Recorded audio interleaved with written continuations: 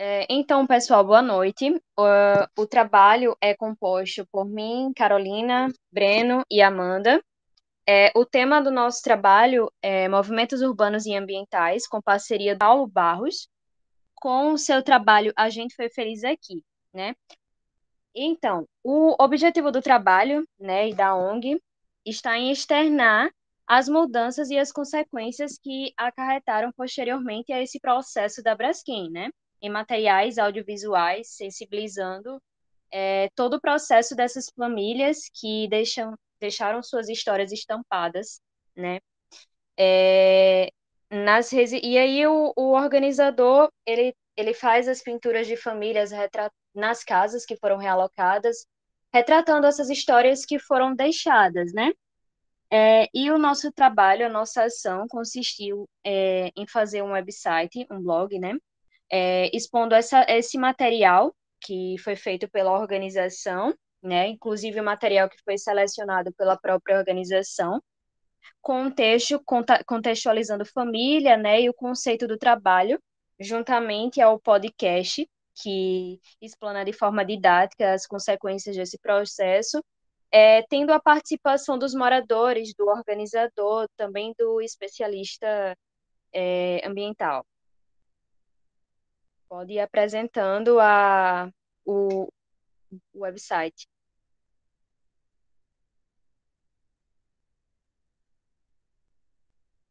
Aí nessa parte a gente vê, né, o trabalho foi separado entre no podcast e a explanação visual.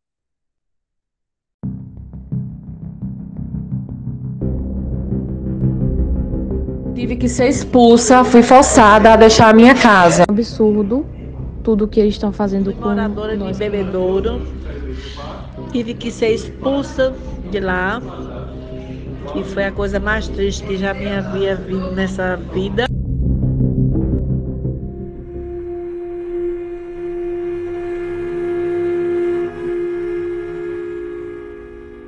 O ano é 2018 e rachaduras começam a ficar mais frequentes nas residências do Pinheiro. Um ano depois, é confirmado que a causa dessas rachaduras são as atividades de mineração da salgema da Braskem. Hoje, com a perspectiva de afundamento de pelo menos 4 bairros da capital alagoana, os moradores precisam abandonar suas residências e achar um novo lugar para morar. Deixam para trás uma vida, com lembranças e sonhos, e carregam traumas e dificuldades. Esse é um podcast organizado por estudantes do curso de Ciências Sociais da UFAL, com parceria do projeto A Gente Foi Feliz Aqui. E nós vamos ouvir relatos de ex-moradores e também conversar com o professor Diego Rodrigues, líder do grupo de pesquisa Observatório de Impactos Ambientais e de Saúde do CNPq.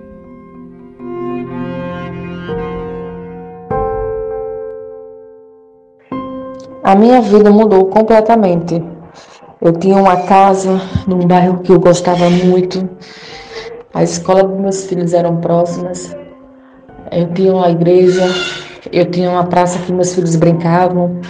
Eu tinha uma feira que eu podia ir a qualquer hora comprar as coisas.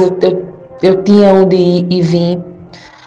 Hoje eu me vejo numa situação que eu tenho que pagar transporte para meus filhos para ir para a escola, porque as escolas onde eles estão estudando é muito longe. Sem falar na minha mãe, né, que minha mãe tinha uma saúde de ferro. Era uma idosa, mas tinha uma saúde enorme. Hoje perdi minha mãe. Me vejo hoje na situação sem casa, sem a minha mãe.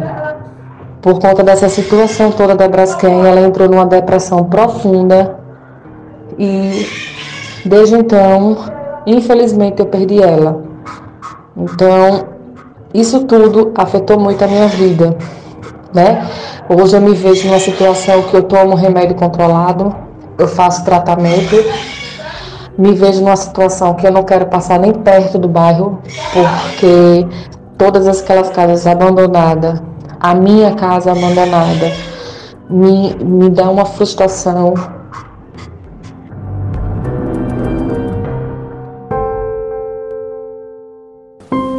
Olá a todos e a todas que estão ouvindo o podcast. Grato pelo convite, Breno, para poder explicar um pouco sobre essa crônica de tragédias anunciadas que envolvem a mineração. Esse caso, eu vou partir agora de um caso que é próximo de quem está em Maceió, que é envolvendo a Braskem, a extração da salgema, e vou remeter também a Brumadinho, Mariana, mas não só. Então, a mineração ela é uma atividade de alto impacto. Então, existem diversas formas de extração, né, de produção mineral, e, em geral, em avaliação de impactos ambientais, a gente vai sempre estar classificando as atividades da mineração como pelo menos de médio a alto impacto. E o que é comum envolvendo, lamentavelmente, a mineração é que ela tem dois perfis que produzem os impactos, que eu brinco que é o perfil do CNPJ e o perfil do CPF. Qual que é o perfil do CNPJ?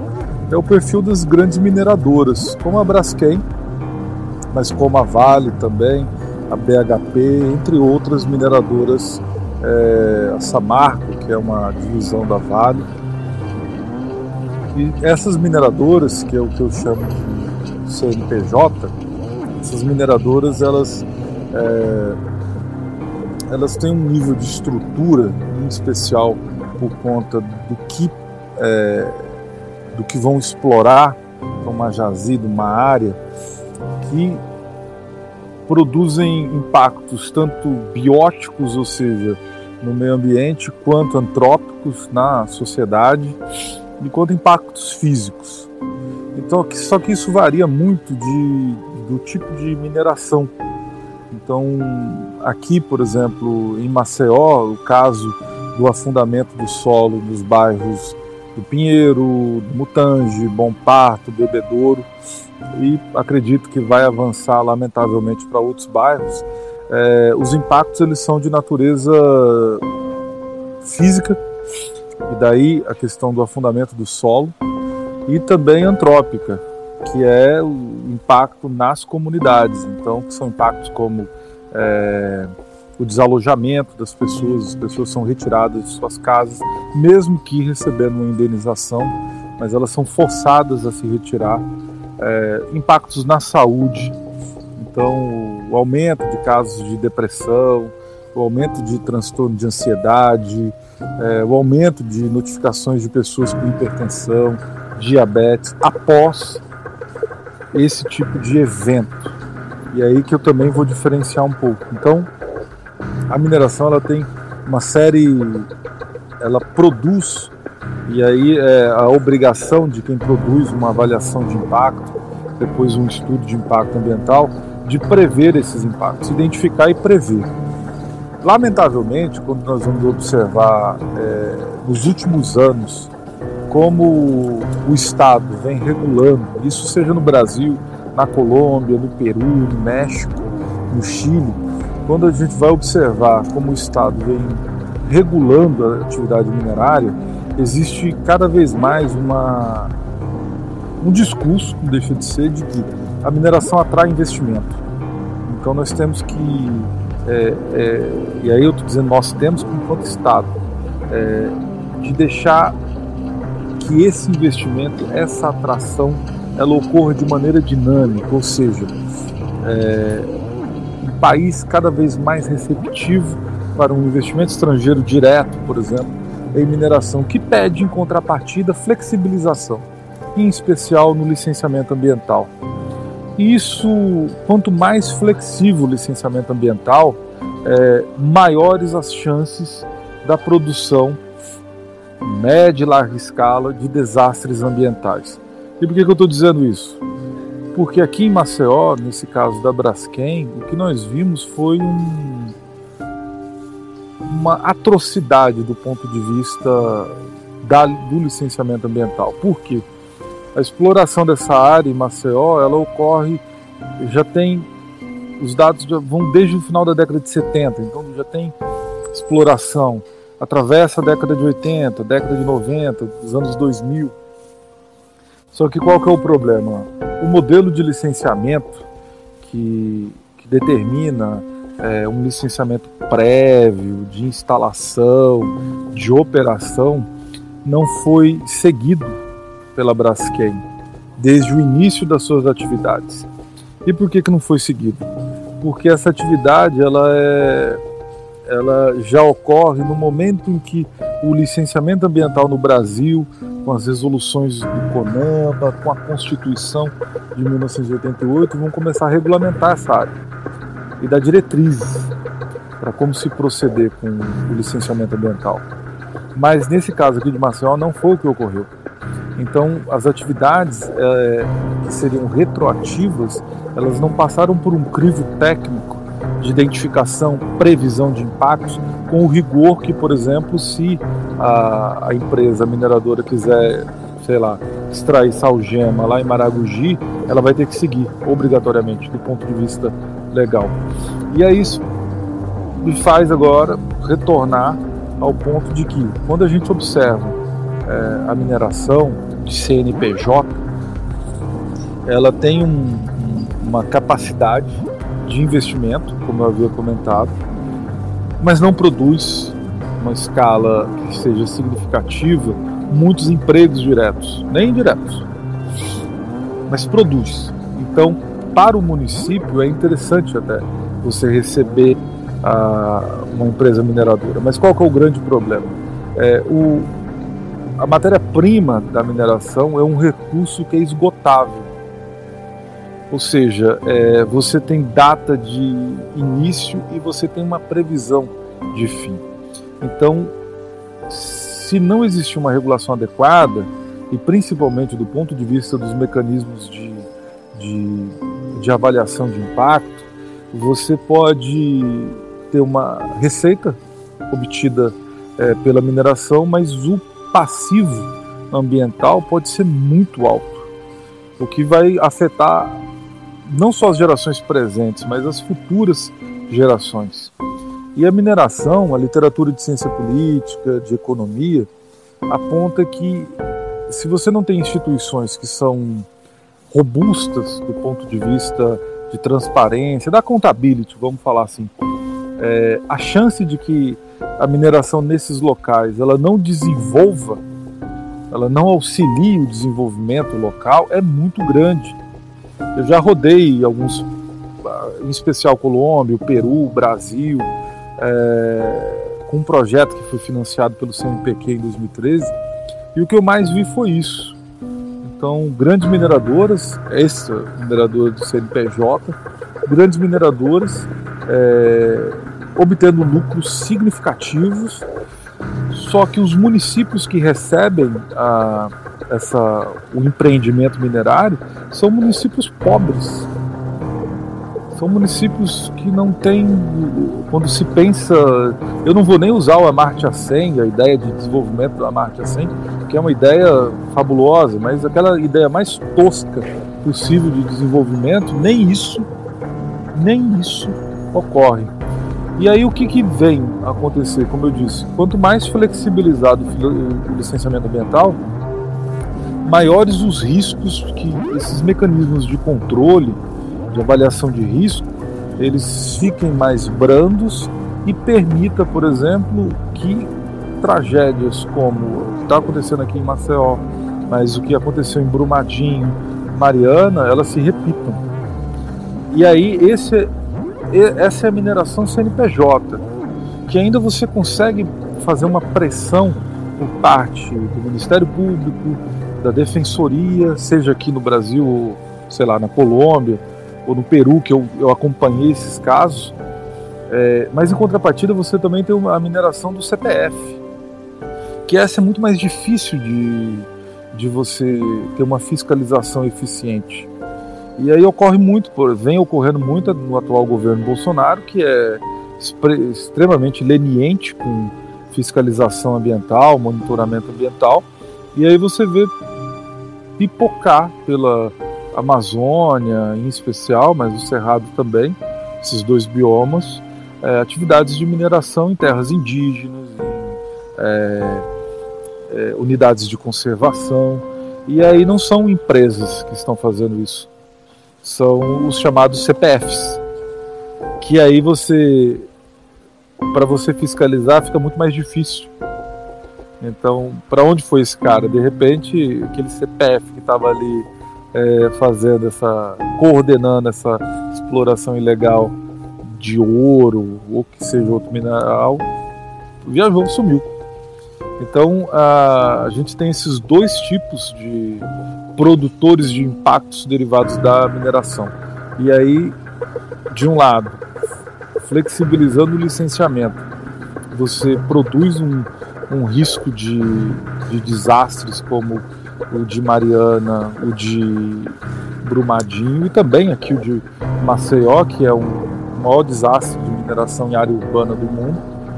Mas aí do outro lado você também tem a mineração do CPF, que produz de forma disseminada, né, dispersa, vários focos de impactos ambientais. E aí a contaminação por mercúrio é uma abertura de estradas que vão produzir desmatamento em unidades de conservação em terra indígena. Então, do ponto de vista ambiental, é muito complicado isso.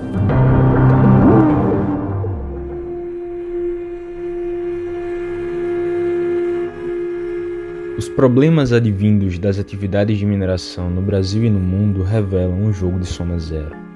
E o vencedor, com certeza, não são as milhares de pessoas afetadas pelos desastres que se empilham. Agora a gente ouve o Paulo Acchioli, idealizador do projeto A Gente Foi Feliz Aqui, que através de sua sensibilidade artística foi pensado para dar visibilidade às famílias que moraram no Pinheiro.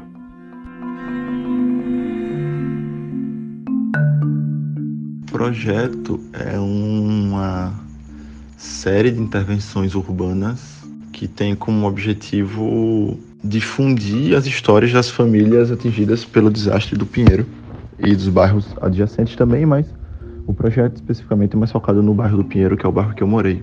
Eu me chamo Paulo, eu sou engenheiro de formação, eu me formei em 2018 pela UFAL, Engenharia Ambiental.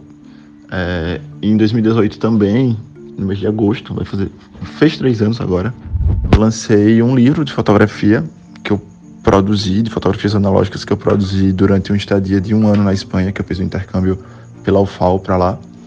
Fiz essas fotos em 15, 16, 17 também. Em 18 lancei esse livro.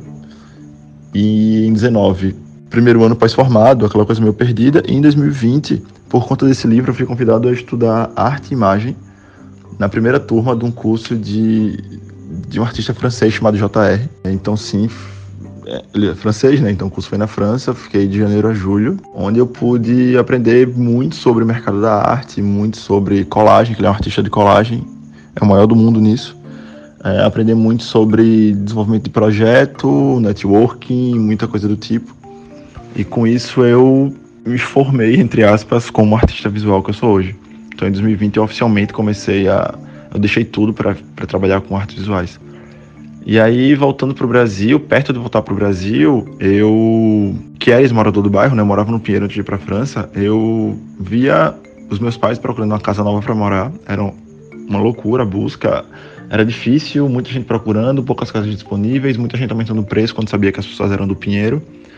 E com isso eu tinha essa busca, que eu ajudava eles a procurar uma casa, tinha a busca por informações, estando lá longe, que eram muito difíceis de serem encontrados, era realmente bem complicado, não tinha ninguém falando sobre o problema.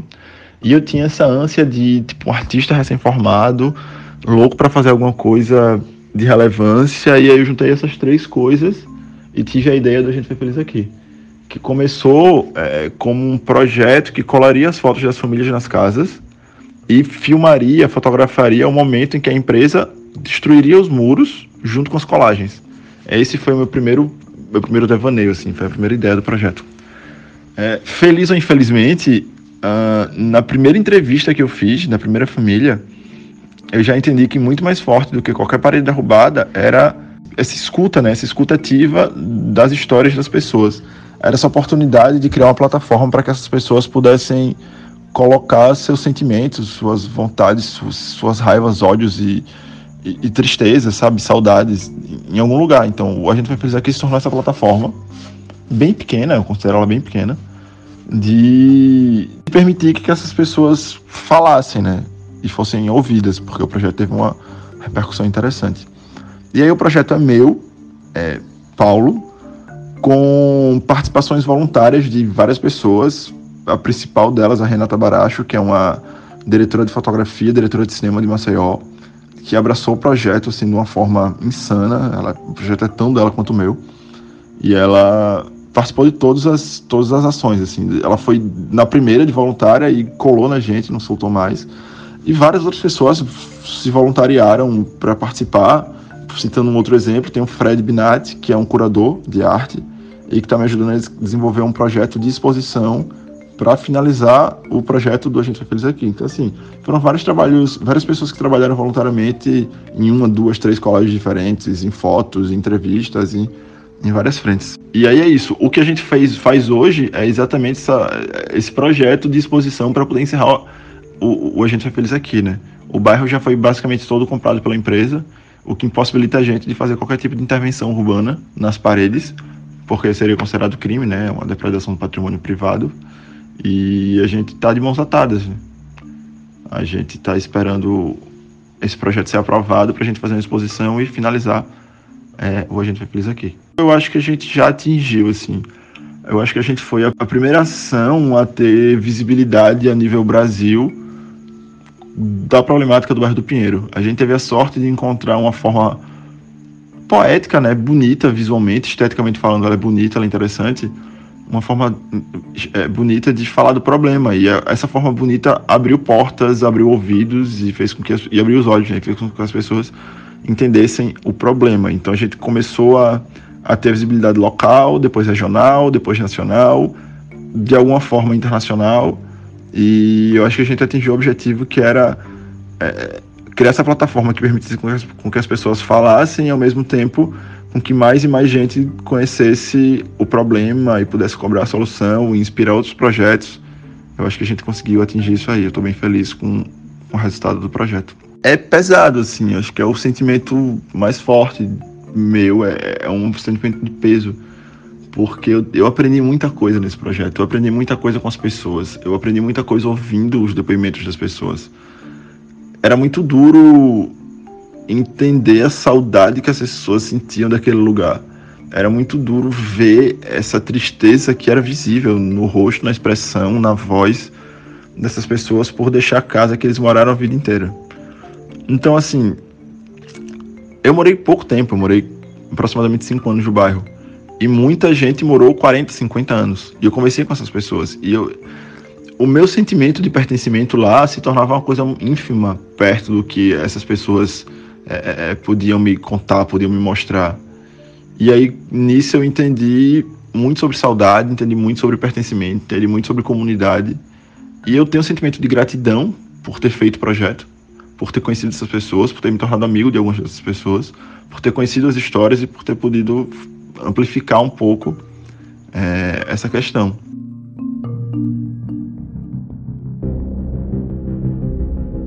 Não tínhamos tanta noção, de fato, né? No início eram só boatos e conforme iam acontecendo os tremores, as rachaduras, a gente passou a viver com medo, sabe? Viver 100% com medo. Cada vez que íamos dormir, tínhamos medo de acontecer alguma coisa.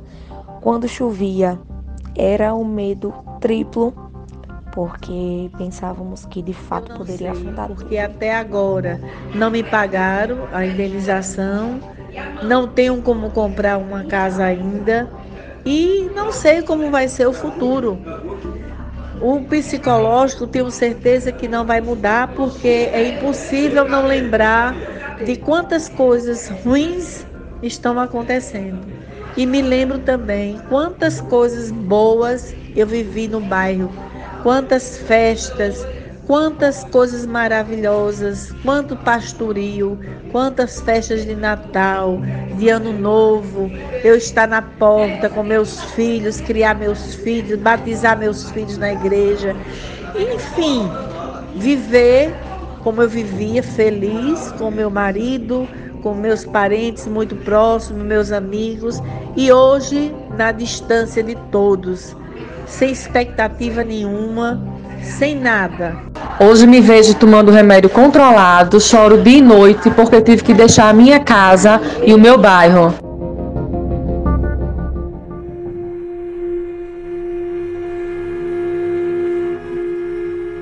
Cada vez mais fica claro que o desastre ambiental que assola os bairros maceuenses trouxe prejuízos não só patrimoniais, mas principalmente sequelas e danos extrapatrimoniais. E na conversa com o professor Diego, vemos que esses danos sequer entraram nos cálculos de risco da mineradora.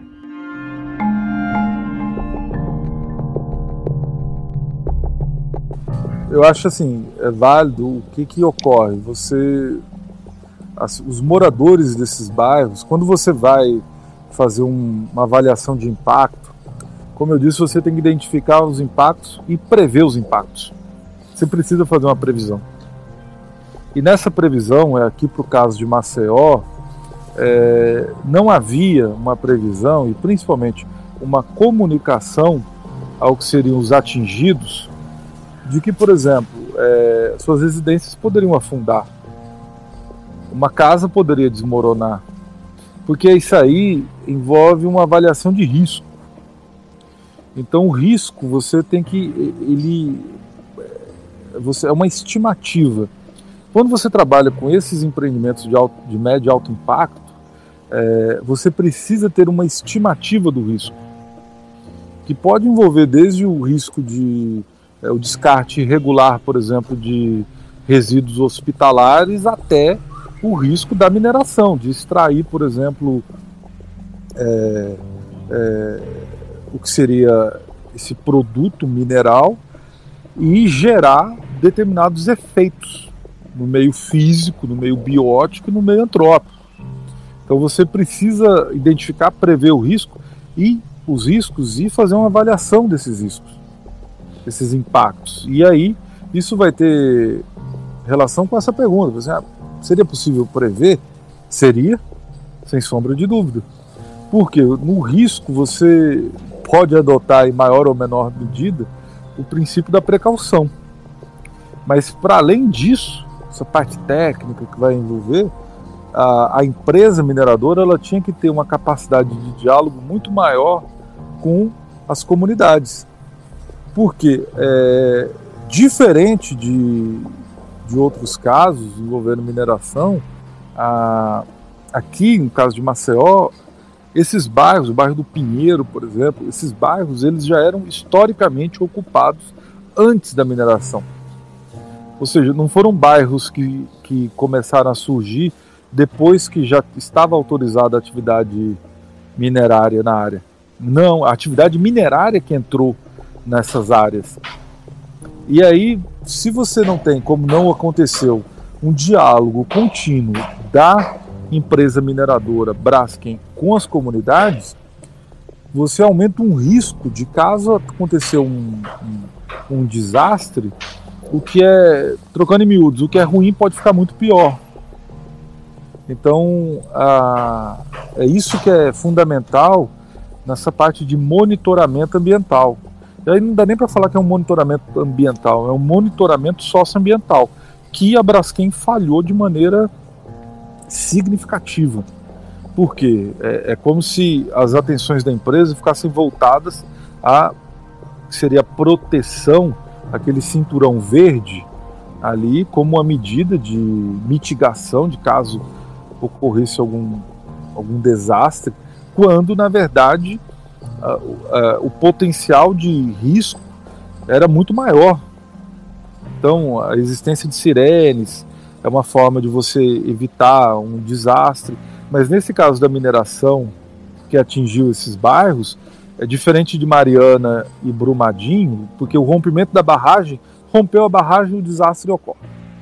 Só que no caso aqui, é um desastre que ele ocorre de forma contínua. As pessoas vão sofrendo os impactos de forma cumulativa. Por isso tem casos de depressão que ocorrem, tem casos de tentativa de suicídio. E a empresa, ela não valorizou o que seriam os impactos na saúde humana. É a maior falha. Inclusive é um projeto de pesquisa que eu estou coordenando, que é fazer esse mapeamento. A empresa, ela não tinha na sua previsão de impactos, na identificação de impactos, na avaliação dos riscos envolvendo o empreendimento, o que seriam esses fatores de risco envolvendo a saúde humana. Inexistentes, basicamente. Todas essas informações, elas estão no nosso website, né? Com todas as fotos, as palavras das próprias pessoas que foram realocadas, né? Famílias e suas histórias. Todas essas fotos, elas estão contextualizadas, como foi dito anteriormente, no website. E também, como vocês puderam ouvir um pouco, no nosso podcast.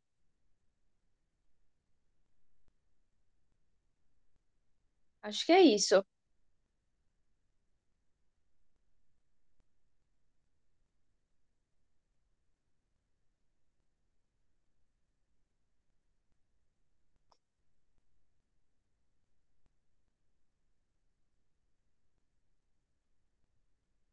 Aí a situação das casas, com toda a contextualização.